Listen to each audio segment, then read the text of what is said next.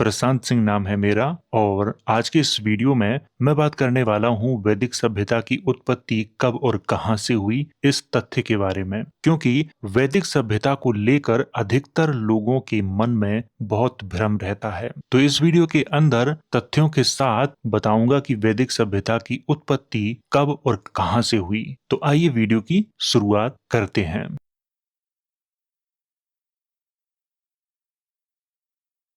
तो वीडियो की शुरुआत करते हैं यहाँ से। सबसे पहले बात करते हैं कि इस वीडियो के अंदर मैं जो जानकारी आपको दे रहा हूँ वो जानकारी मैंने कहाँ से ली है। तो ये 4 किताबें आपके सामने हैं और ये चारों अंग्रेजी भाषा की हैं। ये चारों बुकें मुझे बहुत महंगी पड़ी हैं, इनके रेट भी लिखे हैं। पहली बुक का 1798, दूसरी का 3566, तीसरी का 3670, चौथी का 4740 और पांचवी जो बुक है वो है राहुल सांकृत्यायन की और ये है 375 रुपए की। एक वीडियो को बनाने के लिए कितना खर्चा होता है, और ये किताबें मैंने बहुत पहले मंगवाई थी। सबसे पहले इन किताबों का अध्ययन किया, इसके बाद इनसे मैंने जानकारी निकाली और वही जानकारी मैं आप लोगों के समक्ष रख रहा हूं इस वीडियो के माध्यम से। अगर आप इन बुकों को पढ़ना चाहते हैं तो ये ऑनलाइन उपलब्ध हैं, तो वहां से मंगवाकर इन्हें आप पढ़ सकते हो। इन बुकों में बहुत ही अच्छी जानकारी दी गई है, शकों के बारे में, मीडियंस के बारे में, मितानी साम्राज्य के बारे में, हित्ती साम्राज्य के बारे में, ग्रीकों के बारे में, सबके बारे में बहुत अच्छी जानकारी दी गई है। तो आपको ध्यान रखना है कि इन चारों बुकों से मैंने जानकारी ली है और वही जानकारी मैं आपको इस वीडियो के अंदर दे रहा हूं। तो वीडियो की शुरुआत यहां से करते हैं, यमनाया सभ्यता का परिचय। यमनाया सभ्यता, जिसे यमनाया कल्चर या पिट ग्रेव कल्चर के नाम से भी जाना जाता है, यह कांस्य युगीन घुमंतु पशुपालक सभ्यता थी। इसका जो समय बताया जाता है वो 3300 ईसा पूर्व से 3600 ईसा पूर्व के मध्य का बताया जाता है। ये आपको ध्यान में रखना है। यमनाया सभ्यता मुख्य रूप से यूरेशियन स्टेपी क्षेत्र में फैली हुई थी, जो आज के दक्षिणी रूस, यूक्रेन, कजाकिस्तान, काला सागर, कैस्पियन सागर के मध्य वाले क्षेत्र को माना गया है। और यहाँ पर मैंने छोटा सा एक मैप भी लगाया है ताकि आप लोगों को अच्छे से ये बात समझ में आ जाए। और वीडियो के अंत में मैं मैप के द्वारा आपको समझा दूंगा कौन से समय में लोग कहां से कहां गए हैं, ये मैं अंत में आपको समझा दूंगा। यमनाया शब्द की उत्पत्ति रूसी भाषा के यमना शब्द से हुई है, जिसका अर्थ मृत लोगों को दफनाने वाले गड्ढे से है, जिसके ऊपर यमनाया संस्कृति के लोग मिट्टी डाल देते थे। यमनाया सभ्यता का प्रभाव यूरोप और एशिया की संस्कृतियों में आज भी स्पष्ट दिखाई देता है। भारत में तो स्पष्ट दिखाई देता है और यूरोप की कई सभ्यताओं में भी दिखाई देता है। तो ये था परिचय। और अब बात करते हैं इतिहास की। यमनाया सभ्यता को विश्व इतिहास में विशेष महत्व दिया जाता है, क्योंकि यमनाया सभ्यता के लोग पशुपालक थे और उनकी अर्थव्यवस्था भी पशुपालन पर ही आधारित थी। विशेष रूप से गाय, घोड़ा, बैल, भेड़, बकरी आदि पर आश्रित थी। यमनाया सभ्यता के लोगों ने सबसे पहले घोड़े को पालने और रथों का प्रयोग करने की पद्धति को अपनाया था। ये भी एक बहुत ही अच्छा पॉइंट है, तो इसे आप लोग ध्यान रखना। घोड़े को पालने का जो कार्य है और रथों का जो प्रयोग है वो सबसे पहले यमनाया संस्कृति में ही दिखाई देता है। यमनाया सभ्यता के लोग गाय को सबसे अधिक महत्व देते थे, क्योंकि वे उसके दूध का सेवन करते थे। दूध के साथ साथ गाय, बैल, भेड़ और घोड़े के मांस का सेवन भी करते थे। यहाँ पर आपके दिमाग में ये प्रश्न आ सकता है कि वैदिक सभ्यता के लोग मांस का सेवन नहीं करते थे, जबकि ऋग्वेद में स्पष्ट रूप से लिखा हुआ है कि वैदिक सभ्यता के जो लोग थे प्रारंभ में मांस का सेवन करते थे। ये आपको यहाँ पर ध्यान रखना है। यमनाया सभ्यता नगरीय नहीं थी, बल्कि ग्रामीण व्यवस्था पर आधारित थी। ये भी आपको ध्यान रखना है। यमनाया सभ्यता की मुख्य जानकारी किसी ग्रंथ से नहीं मिलती है। उनके जीवन की जानकारी, सामाजिक संरचना की जानकारी, धार्मिक विश्वासों से जो संबंधित जानकारी है वो कब्रों से मिलती है। यूरेशियन स्टेपी क्षेत्र जहां यमनाया संस्कृति का विस्तार था, वह विशाल घास का मैदान है जहां खेती करना कठिन था, लेकिन पशुपालन सबसे अनुकूल था। इसीलिए यमनाया सभ्यता के लोगों में घुमंतु जीवन शैली विकसित हुई। यूरेशियन स्टेपी क्षेत्र प्राकृतिक प्राकृतिक रूप से घोड़ों और पशुओं के पालने हेतु सबसे उपयुक्त था। इस क्षेत्र की सबसे पुरानी सभ्यता थी ख्वालिंस्क सभ्यता। इसके बाद स्त्रेदनी सभ्यता और काकेशस चरवाहों की सभ्यता। इन्हीं सभ्यताओं से यमनाया संस्कृति की उत्पत्ति हुई। यमनाया संस्कृति की जो उत्पत्ति है वो कौन कौन सी संस्कृतियों से हुई है? ख्वालिंस्क, स्त्रेदनी और काकेशस चरवाहों की सभ्यताओं से। यमनाया सभ्यता में सामाजिक संरचना अर्थात पितृ प्रधान समाज की परंपरा और कब्र की परंपरा ख्वालिंस्क सभ्यता से आई थी। घोड़ा और योद्धा संस्कृति स्त्रेदनी सभ्यता से और धार्मिक विचार जैसे अग्नि की पूजा, आकाशीय देवता की पूजा, पशु बलि आदि काकेशस चरवाहों की सभ्यता से आई थी। इन सभी सभ्यताओं का जो समय माना जाता है वो माना जाता है 6000 ईसा पूर्व से 3500 ईसा पूर्व के मध्य में। इसको आपको अच्छे से याद रखना है। यमनाया सभ्यता का समय 3300 से 2600 ईसा पूर्व के मध्य माना गया है, लेकिन उससे पहले जो सभ्यताएं थीं उनसे जो कुछ इन्होंने अपनाया था उसको आप लोगों को ध्यान रखना है बहुत अच्छे से। यमनाया सभ्यता मौखिक परंपरा पर आधारित थी। इसमें कोई ग्रंथ नहीं लिखे जाते थे। पूजा स्थल बनाने की परंपरा भी नहीं थी। जैसे प्रारंभिक वैदिक लोग जो थे वो मंदिर नहीं बनाते थे और न ही मंदिरों में पूजा करते थे। इसीलिए ऋग्वेद में किसी भी मंदिर के उल्लेख की चर्चा नहीं की गई है, किसी भी मूर्ति की चर्चा नहीं की गई है। ऋग्वैदिक जो समाज था उसमें वर्ण व्यवस्था भी नहीं थी प्रारंभ में। ये वर्ण व्यवस्था भी बाद में उसमें जोड़ी गई है। ऋग्वैदिक जो समाज था वो पूरी तरह से पशुपालक समाज था। न उनमें वर्ण व्यवस्था थी, न उनमें जाति व्यवस्था थी। ये आपको यहाँ पर ध्यान रखना है और यही यमनाया सभ्यता में दिखाई देता है। और इस सभ्यता के लोग सूर्य पूजा करते थे, अग्नि की पूजा करते थे, आकाशीय तूफान देवता की पूजा करते थे जिसे इंद्र के रूप में बाद में जाना गया। युद्ध से जुड़े कई देवताओं की पूजा करते थे, गाय को महत्व देते थे, घोड़े को महत्व देते थे, पशु बलि को महत्व देते थे और इन सभी की चर्चा ऋग्वेद में भी दिखाई देती है। यमनाया सभ्यता में सबसे अधिक ये प्रचलित थे। अभी मैं उन धर्मों के बारे में भी बात करूंगा बाद में जिन धर्मों ने यमनाया संस्कृति से ये सब चीजें अपनाई थी।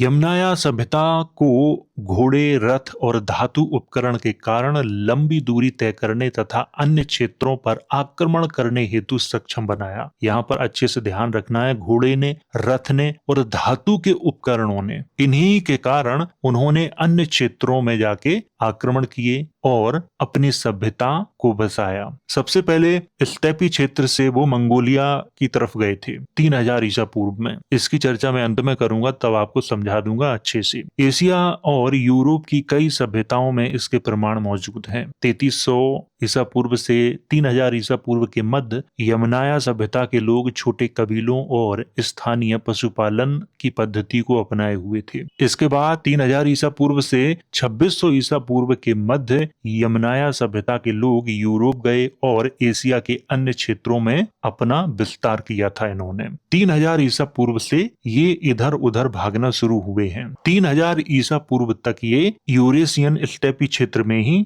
रहे हैं। 2600 से 2300 ईसा पूर्व के मध्य उत्तरी मेसोपोटामिया में एक नए धर्म का उदय हुआ जिसका नाम हुरियन था। ये हुरियन धर्म के बारे में थोड़ी सी जानकारी मैं अपने कई वीडियो में आप लोगों को दे भी चुका हूँ। हुरियन धर्म के प्रमुख देवता आकाश, तूफान और वर्षा का देवता, जिन्हें हम इंद्र के नाम से जानते हैं, सूर्य देवी, धरती माता, चंद्र देवता, उर्वरता की देवी आदि प्रमुख थे जो यमनाया सभ्यता के कुछ देवताओं से समानता रखते हैं। यमनाया सभ्यता में एक देवता का उल्लेख नहीं मिलता है, वो है चंद्र देवता, और ये चंद्र देवता मेसोपोटामिया ही है, इसीलिए नहीं मिलता। जब यमनाया सभ्यता के लोग 2600 ईसा पूर्व में उत्तरी मेसोपोटामिया वाले क्षेत्र में आए, तब यहाँ एक नए धर्म का उदय हुआ और उसका नाम था हुरियन धर्म। हुरियन धर्म के प्रभुत्व वाले क्षेत्र से ही 1800 ईसा पूर्व में हाइक्सोस लोगों की उत्पत्ति हुई थी और हाइक्सोस लोगों को ही बाद में इक्ष्वाकु कहा गया है। इस पर मैंने वीडियो बनाया है, आप लोग उस वीडियो को देख सकते हो। उसमें मैंने एक एक डिटेल हाइक्स जाति के बारे में बताई है और हाइक्स लोगों ने ही बाद में मिस्र पर आक्रमण किया था। 1700 ईसा पूर्व में अनातोलिया में हित्ती साम्राज्य का उदय हुआ। अनातोलिया अर्थात एशिया माइनर यानी आज का जो मध्य तुर्की का क्षेत्र है वो इसमें आता है। 1600 ईसा पूर्व में ग्रीक के अंदर माइसिनियन सभ्यता का उदय हुआ। माइसिनियन सभ्यता के लोग बहुदेववादी थे। इनमें पशु बलि, आकाशीय देवता की पूजा, आकाशीय देवता की पूजा यहाँ ज्यूस के रूप में की जाती है ग्रीक में, और ज्यूस के बारे में मैं वीडियो बना चुका हूँ और पढ़ा भी चुका हूँ अच्छे से, तो आप उस वीडियो को देख सकते हैं और ज्यूस के बारे में ज्यादा से ज्यादा जानकारी वहां से आप प्राप्त कर सकते हैं। अन्न की देवी, युद्ध का देवता आदि की पूजा ये लोग करते थे। और 1500 ईसा पूर्व में उत्तरी मेसोपोटामिया वाले क्षेत्र में मितानी साम्राज्य का उदय हुआ। मितानी साम्राज्य के पीछे यमनाया कल्चर वाले लोग ही थे, यूरेशियन स्टेपी क्षेत्र के लोग ही थे। ये आपको अच्छे से ध्यान में रखना है। मितानी साम्राज्य में मुख्य रूप से हुर्रियन धर्म के देवी देवताओं को महत्व दिया जाता था। इसमें सबसे प्रमुख आकाश का देवता जो तूफान, वर्षा, बिजली, वज्र के साथ दिखाया जाता था अर्थात इंद्र। पशु बलि, युद्ध का देवता, घोड़ा का महत्व, गाय का महत्व, यज्ञीय बलि का महत्व मितानियों में अधिक था। आप लोगों ने सुना होगा मितानी इंस्क्रिप्शन के बारे में। तो मितानियों के बारे में और हित्तियों के बारे में मैं थोड़ी सी जानकारी पहले भी आप लोगों को दे चुका हूँ। 1400 ईसा पूर्व में हित्ती साम्राज्य और मितानी साम्राज्य के मध्य हत्तूसा में संधि हुई थी जो आज तुर्की में है। और संधि में जो शपथ ली गई थी वो इंद्र, वरुण, अग्नि, मित्र और नासत्य के नामों की ली गई थी और इसके प्रमाण आज भी हैं। मूल रूप से इंद्र, मित्र, वरुण, अग्नि और नासत्य उत्तरी मेसोपोटामिया के मुख्य धर्म हुर्रियन के देवता थे ये, और यही देवता मितानी साम्राज्य में भी पूजे जाते थे और इन्हीं देवताओं को हित्ती लोग भी महत्व देते थे। इसीलिए हित्ती और मितानी साम्राज्य के राजाओं के मध्य जब संधि हुई तब उन्होंने इंद्र, वरुण, अग्नि, मित्र और नासत्य के नामों की शपथ ली थी। वो इंस्क्रिप्शन आज भी उपलब्ध है, ये सामने लगा हुआ है, आप देख सकते हो। इसमें जिस भाषा का प्रयोग किया गया है वो है हित्ती, जो वहां की स्थानीय भाषा थी। मितानी साम्राज्य का पतन 1300 ईसा पूर्व में हुआ। हित्ती साम्राज्य का पतन 1200 ईसा पूर्व में हुआ। 1200 ईसा पूर्व से लेकर 1100 ईसा पूर्व के मध्य में मीडियन लोगों का उदय हुआ। उत्तर पश्चिमी जो ईरान का क्षेत्र है उसमें आज का अजरबैजान, काकेशस से सटे जो इलाके हैं उन क्षेत्रों में मीडियन लोगों की उत्पत्ति मूल रूप से स्टेपी क्षेत्र से ही मानी जाती है। लेकिन यहूदी और ईसाई परंपरा में मीडियन लोगों के बारे में ये कहा जाता है कि ये नूह के पुत्र याफेत के वंशज हैं। जब मैंने यहूदी परंपरा और ईसाई परंपरा के ग्रंथों का अध्ययन किया था तब मुझे ये जानकारी वहां से प्राप्त हुई थी, इसीलिए मैंने ये जानकारी आपके सामने रखी है। मीडियन लोगों को अलग अलग भाषाओं में अलग अलग नामों मादा, मदाई, मिदोई, मेदी, मादी, माद, मीड, मद्र, मग, मगु, मीड्स, मोडोवा, मीडिया, मीडियन, मोद, ये एक नाम लिखना भूल गया हूँ, आदि के नाम से संबोधित किया गया है। अलग अलग भाषाओं में इनके अलग अलग नाम मिलते हैं। और भारत में जो मग लोग हैं, भविष्य पुराण में ऐसा लिखा है कि वो ईरान से अर्थात साकल द्वीप से भारत आए थे और ये वैदिक लोग नहीं थे, क्योंकि मग लोग सूर्य की पूजा करते थे, अग्नि की पूजा करते थे, वो बलि नहीं देते थे, ना ही यज्ञ करते थे। लेकिन वैदिक लोग बलि भी देते थे, यज्ञ भी करते थे, इंद्र की पूजा करते थे। लेकिन मग लोग इंद्र की पूजा भी नहीं करते थे, अग्नि पूजा और सूर्य पूजा में उनकी आस्था थी। मगों के बारे में मैं आपको किसी और वीडियो में बताऊंगा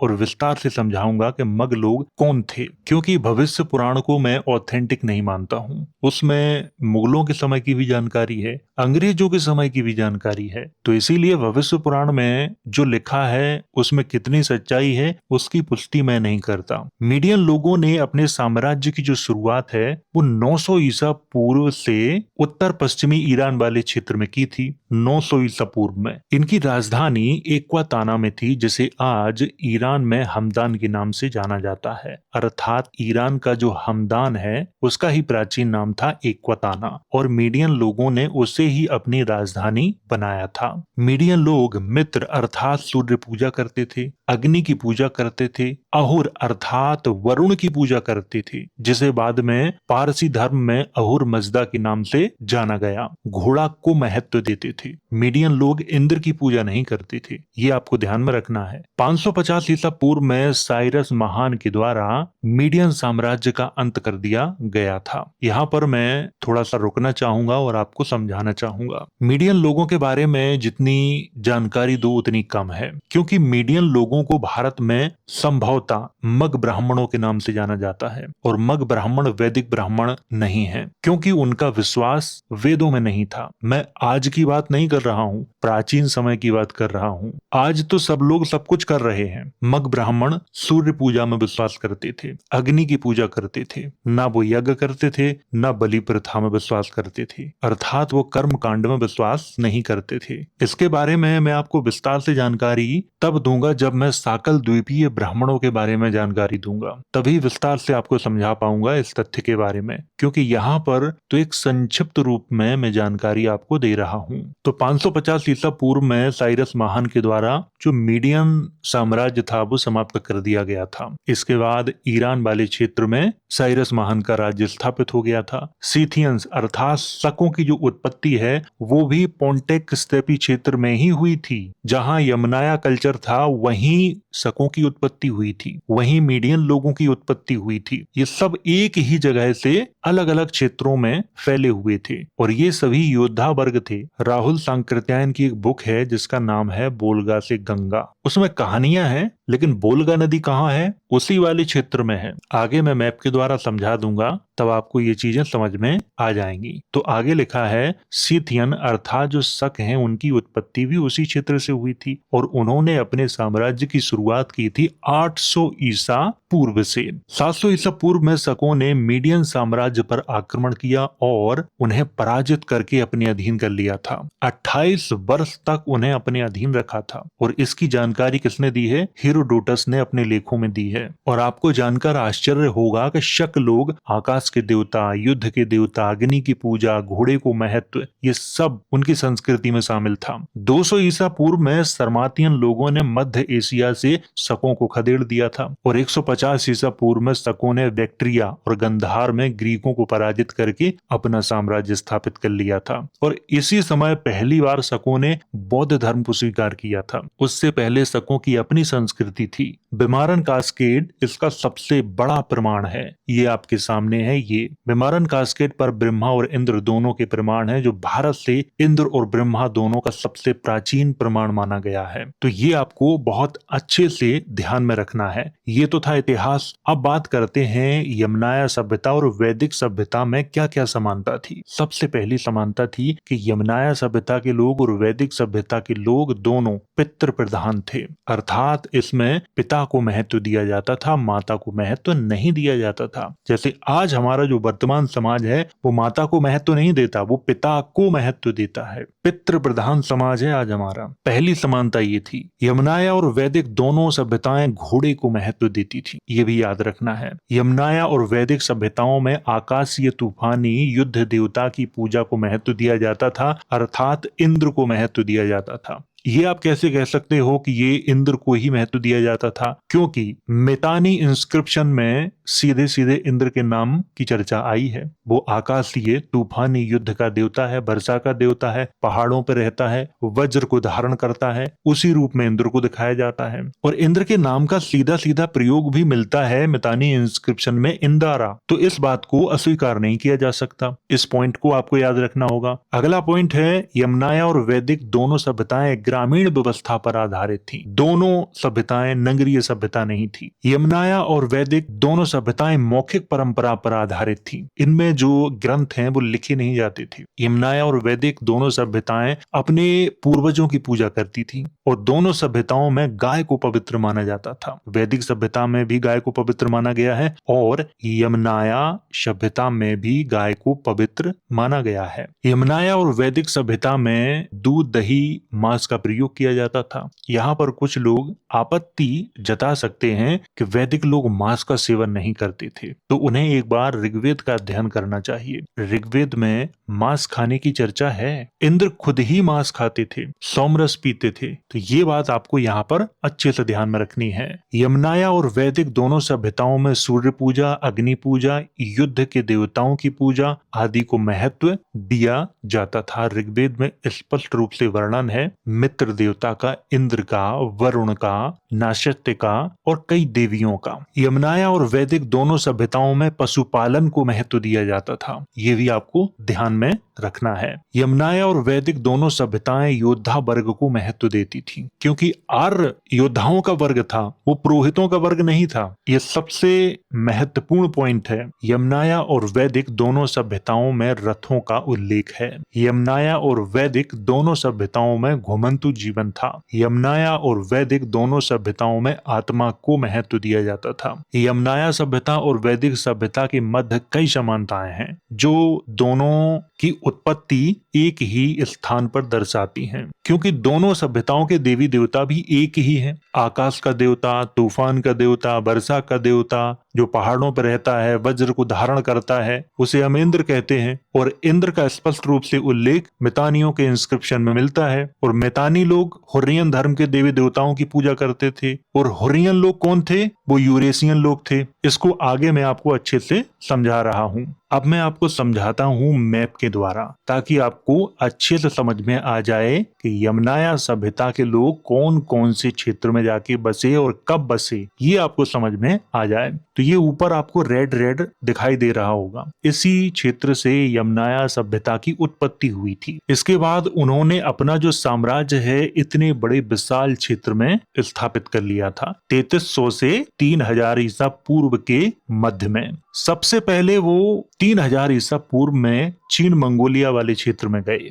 और वहां पर अपनी सभ्यता बसाई। इसके बाद 2700 ईसा पूर्व में वो यूरोप वाले क्षेत्र में गए। इसके बाद 2600 ईसा पूर्व में आज का जो सीरिया है, तुर्की है और इराक वाला जो क्षेत्र है, वहां पर इन्होंने आके अपनी बसावट की। जब ये 2600 ईसा पूर्व में इस वाले क्षेत्र में आए तो 2600-2500 ईसा पूर्व में एक नए धर्म की उत्पत्ति हुई। उसका नाम था हुर्रियन धर्म। ये आपको ध्यान में रखना है। और मुख्य रूप से ये मितानियों का क्षेत्र भी था, मितानी साम्राज्य वालों का। और 1700 ईसा पूर्व में इस वाले क्षेत्र में ये आए, मध्य तुर्की वाले क्षेत्र में। ये हित्तियों का साम्राज्य था। तो ये हित्ती और मितानी दोनों एक ही लोग थे। इनकी उत्पत्ति एक ही स्थान के इर्द गिर्द घूम रही है, वो है यमनाया कल्चर। ये आपको यहाँ अच्छे से समझना है। और 1600 ईसा पूर्व में यही यमनाया लोग ग्रीक में पहुंचे और वहां पर इन्होंने एक नई संस्कृति को जन्म दिया जिसका नाम था माइसिनियन सभ्यता।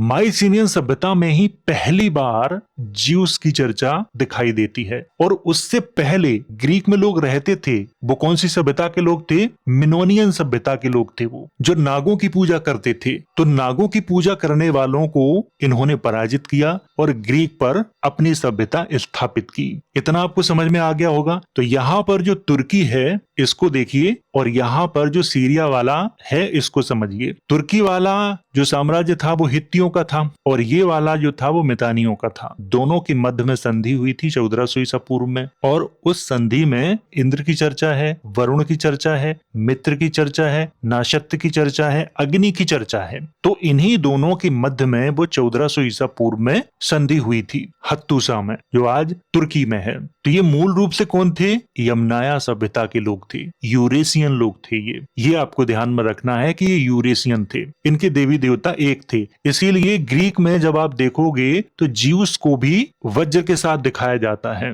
और वो भी पहाड़ों पर रहता है। इसके बाद ये वाला जो साम्राज्य है ये मीडियन लोगों का साम्राज्य था, अर्थात मग लोगों का साम्राज्य था ये। और इसकी उत्पत्ति हुई थी, मुख्य रूप से उत्पत्ति 1100 ईसा पूर्व के आसपास हुई, लेकिन इनका जो साम्राज्य है वो 800-900 ईसा पूर्व के आसपास इन्होंने स्थापित किया था ईरान वाले क्षेत्र में। लेकिन इनका बहुत बड़ा साम्राज्य था। इनके साम्राज्य की सीमाएं आज का जो अफगानिस्तान है वहां तक थी। ये प्रारंभिक मगों के साम्राज्य की बात कर रहा हूं मैं। और मग भी कहां के रहने वाले थे? यूरेशिया के रहने वाले थे। अर्थात जिस स्थान से यमनाया कल्चर की उत्पत्ति हुई उसी स्थान से मगों की उत्पत्ति हुई थी। ये आपको बहुत अच्छे से ध्यान में रखना है। तो इतना आपको समझ में आ गया होगा। अब ये वाला देखिए, जो ऊपर आपको पीला पीला दिख रहा है ये शकों का साम्राज्य है। शकों का बहुत विशाल साम्राज्य था। और नीचे जो रेड रेड आपको दिख रहा है ये मगों का साम्राज्य है, जो मग लोग थे उनका।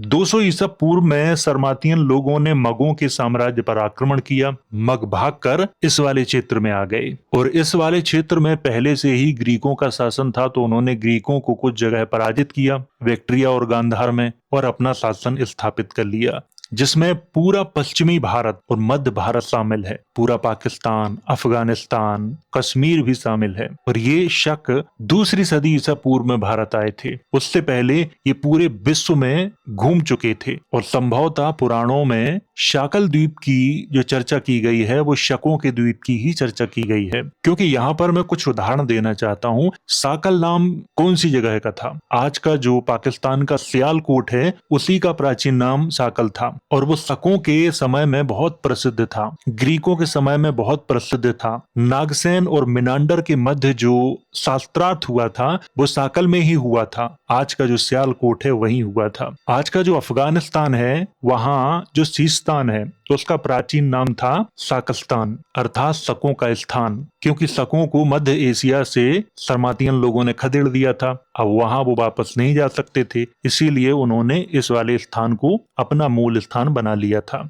वैदिक सभ्यता भारत से बाहर बहुत विस्तृत सभ्यता है, बहुत प्राचीन सभ्यता है। इंद्र का जो उल्लेख है बहुत प्राचीन उपलब्ध है। एक बुक है राहुल सांकृत्यायन की जिसका नाम है बोलगा से गंगा। ये बोलगा नदी कहाँ है? यूरेशिया वाले क्षेत्र में। और उसमें भी उन्होंने प्रमाणों के साथ बात की है कि बोलगा नदी के आसपास के लोग भारत में आए हैं। इसीलिए मैं वैदिक सभ्यता को प्राचीन मानता हूँ। लेकिन भारत से बाहर प्राचीन है वो, भारत में प्राचीन नहीं है। भारत की सबसे प्राचीन सभ्यता है श्रमण सभ्यता, जो ध्यान, योग, समाधि पर आधारित है, कर्मकांड पर आधारित नहीं है। वो कर्मकांड करने वाले लोग बहुत बाद में हमारे देश में आए हैं। इसीलिए मैंने पिछले वीडियो में आप लोगों से कहा था कि वैदिक सभ्यता भारत के बाहर बहुत प्राचीन है। आज भी आप अजरबैजान वाले क्षेत्र में जाओगे, वहां पर आपको कई वैदिक देवी देवताओं के प्रमाण आज भी मिल जाएंगे। तो वैदिक सभ्यता के प्रमाण तो हैं, लेकिन भारत में नहीं, भारत से बाहर हैं। क्योंकि वैदिक सभ्यता का जो विशाल स्वरूप है वो पूरे विश्व में फैला था। यूरेशिया से लेकर आज का जो ईरान है, कजाकिस्तान है, उज्बेकिस्तान है, सीरिया है, तुर्की है, ग्रीक है, पूरा यूरोप, मिस्र तक के क्षेत्र में फैली हुई थी। इसीलिए इनके जो प्रमाण हैं यहूदियों में भी मिलते हैं और प्राचीन सभ्यताओं में भी मिलते हैं। तो ये थी जानकारी यमनाया सभ्यता और वैदिक सभ्यता के बारे में। अगर आपका कोई प्रश्न है तो आप कमेंट के माध्यम से मुझसे पूछ सकते हो। मैं वीडियो के माध्यम से उत्तर देने का प्रयास करूंगा। तो वीडियो अगर अच्छा लगा हो तो इसे लाइक करें, शेयर करें। वीडियो देखने के लिए धन्यवाद।